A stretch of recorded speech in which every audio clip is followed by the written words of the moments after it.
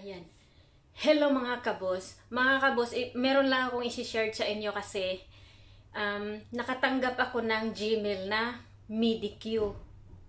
Hindi ko alam kung para saan siya kasi first time ko makatanggap ng ganito eh. Tapos, ang nakalagay doon, parang ano siya, mga news or broadcast and ano pa,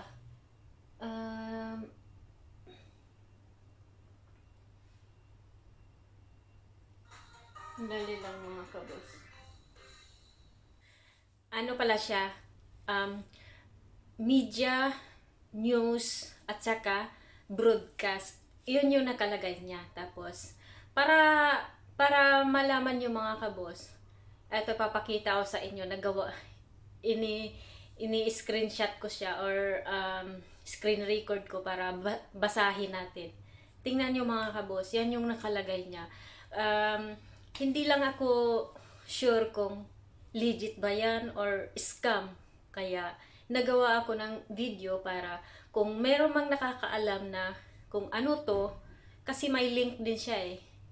Pag may link kasi ayoko nang i-click kasi alam nyo naman ngayon, aware na tayo sa mga link-link na yan kasi once na i-click mo ang link, minsan nakahack yung ano natin, Facebook natin kasi nagda-direct na yun sa kanila kaya iwasan natin.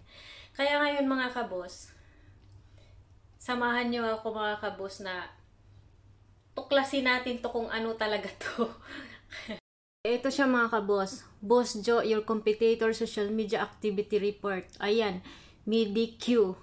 Ayan yung nakalagay ng mga kabos. Dear Boss Joe, we hope this message find you thriving and well.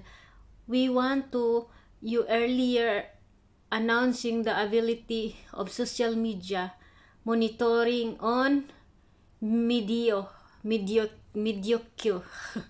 Yun mga kabos. Ang hirap basahin kasi maliit mga kabos. Tapos ito yung example report niya. Yung mga ibang mga vlogger din na pinapadalhan nila siguro ng mga ganito. Binigyan nila ako ng example. Pero hindi ko alam kung totoo to or ano siya. Scam lang.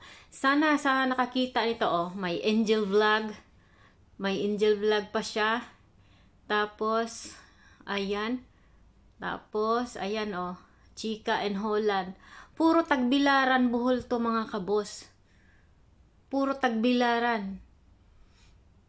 Kasi taga Bohol ako eh. Ayan, Airpat Vlogs. Ladi Boholana. Yan yung mga mga kabos. Ayun Ano pa yan? This is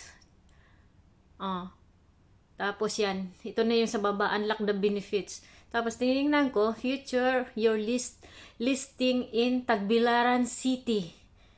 Tagbilaran City daw mga kabos. Kaya please, kung sino man ang nakakaalam kung ano to, kung tunay or hindi, comment lang mga kabos. Mediocre.